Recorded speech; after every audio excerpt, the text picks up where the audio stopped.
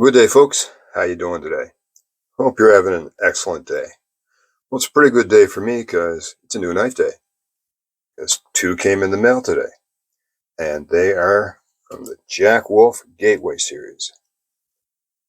So if you think you'd be interested, stay tuned. We'll unbox them and have a look.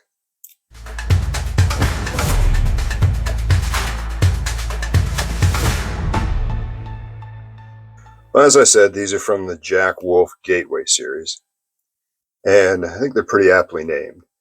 They're designed as an introductory price to Jack Wolf knives.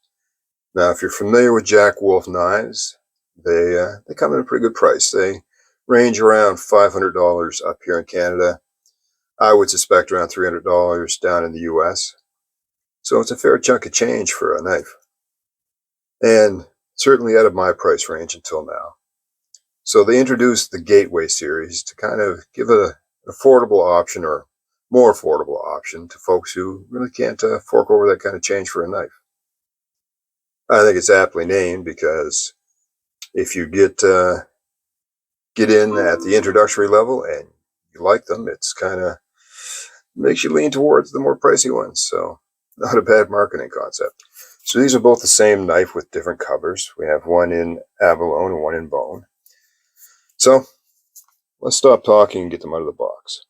So these are pretty well packaged. You've got a nice cover slip for the box. You've got Jack Wolf there beckoning you through the gate. JackWolfsKnives.com. There's a little snippet of that if you need it. And then you can see on the fence, this rather gothic medieval fence, Jack Wolf Knives Gateway.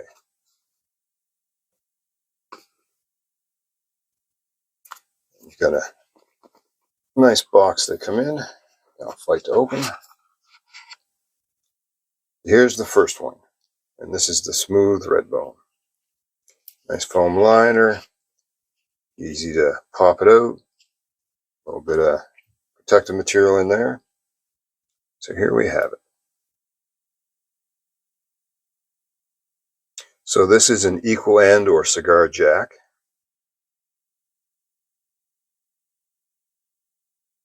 Bone looks pretty nice. Could have a richer color, more deeper red.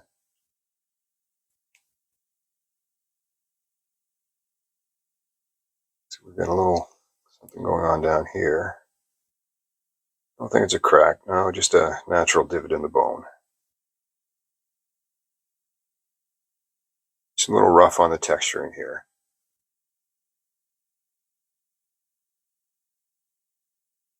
Other than that, it looks pretty good.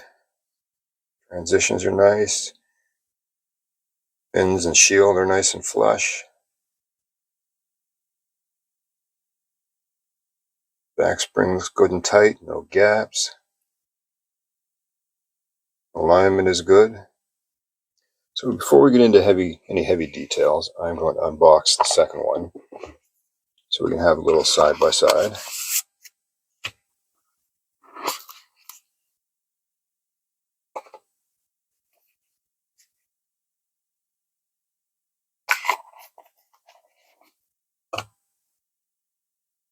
And here we have this one in abalone. Looks pretty nice. Everything kind of put together nice. Pile side. Looks really nice. You can see some of the transition. Abalone tends to go in sections, so they kind of have to piece it together. So they did a pretty good job there.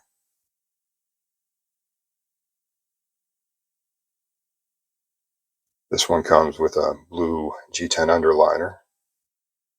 Is there an underliner on the bone? Doesn't look like it. Again, everything is nice and smooth, good transitions. Back spring looks good and tight. Alignment is good, so structurally so far pretty good. Let's have a look at the blade. You've got a long nail nick and a swedge here. You can pinch grip it open, or you can go with a nail nick. That's a pretty solid pull right there.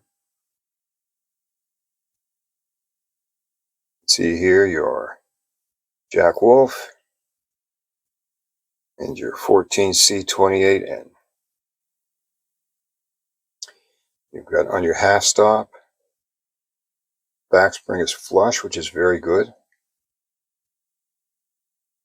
Very strong pull from the half stop.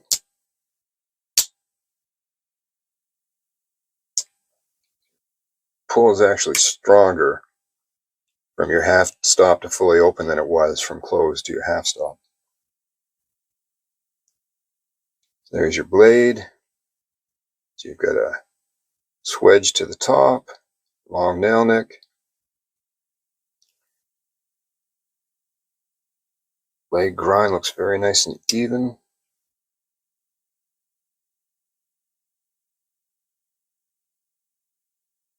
Yep. You've got a small sharpening choil.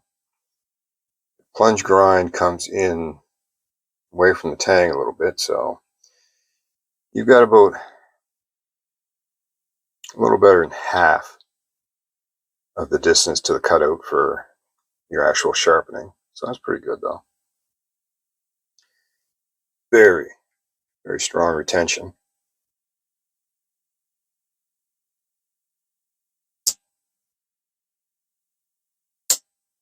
Nice walk and talk. Certainly snaps close with a lot of aggression.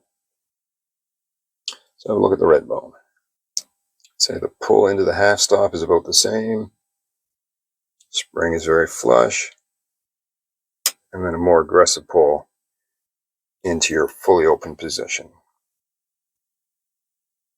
Grind looks good on both sides.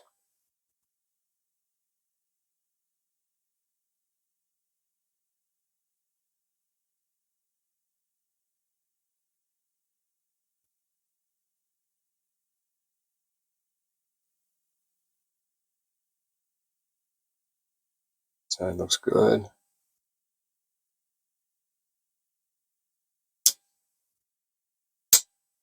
Very strong springs. Very pronounced walk and talk. So spec-wise. So we're the Gateway series, equal end jack or cigar jack, slip joint. Abalone scales versus smooth red bone. I believe there was two other cover materials, a yellow micarta and a camo carbon, kind of an 80s camo style. I'll put some pictures up top.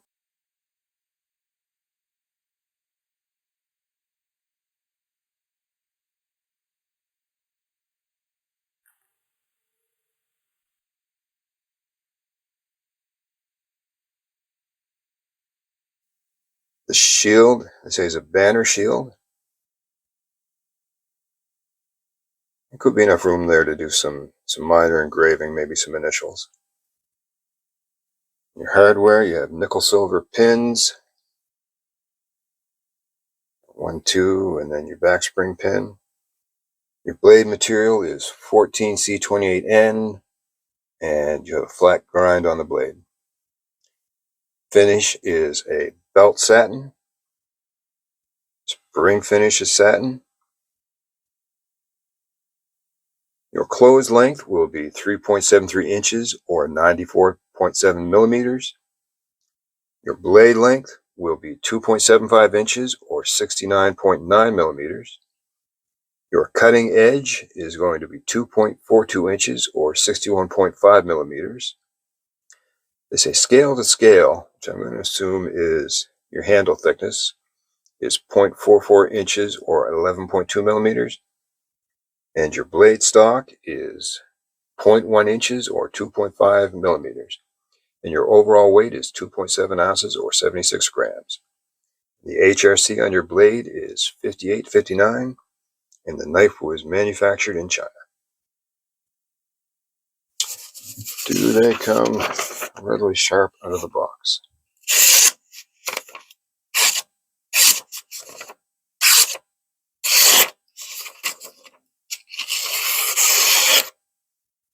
Certainly seems so for that one.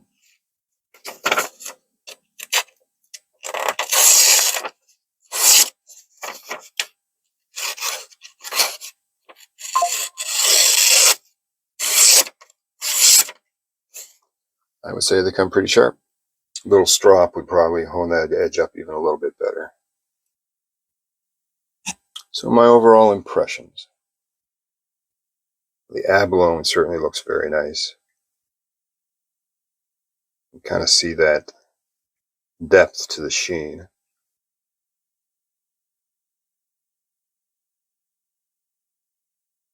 The red bone is not too bad. It could have been a little bit deeper red. I mean, bone is going to take the dye the way bone takes the dye. You can see here it took it much darker here than it did here. But that gives it individual character because no two are going to be exactly the same. So overall, pretty good. I give that a 7.5 on the dye job, we'll say. Feel in the hand is nice. Full 4-finger grip. Not too narrow, not too wide, just nice. Fits into the palm nice. Retention is really good. These knives have some very strong springs.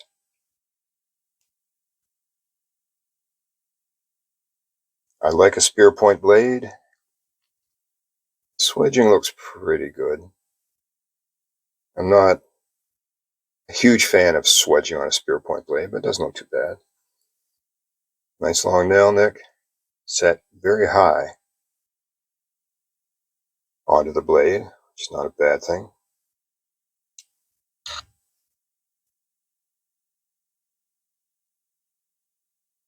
Yeah, I think they're pretty good. I'm not dissatisfied at all. I'd put them at least on par with the quality and fit and finish of a Rose Craft blade.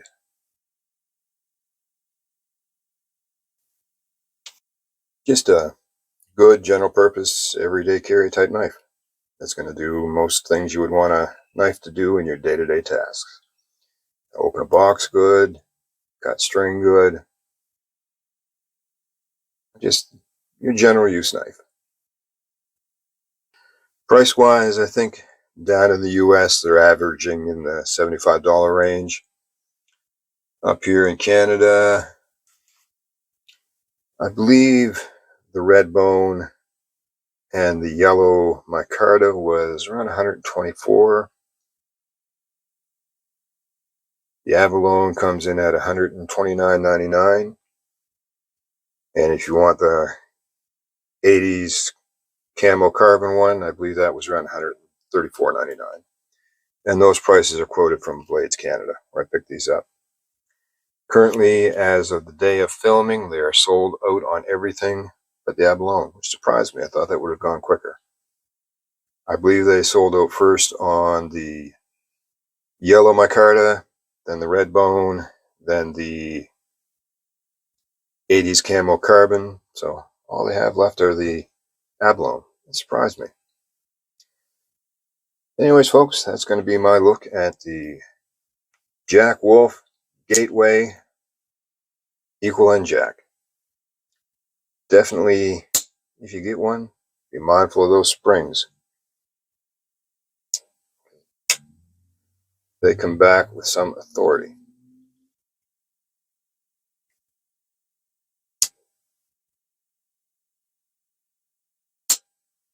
Yep, that could do some damage to a finger if you weren't paying attention.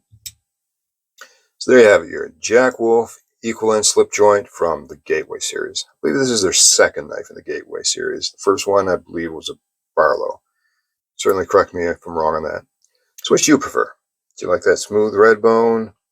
Do you like the abalone better? Or would you be more interested in the yellow micarta or the 80s camo carbon? Let me know. I'm curious to what you think.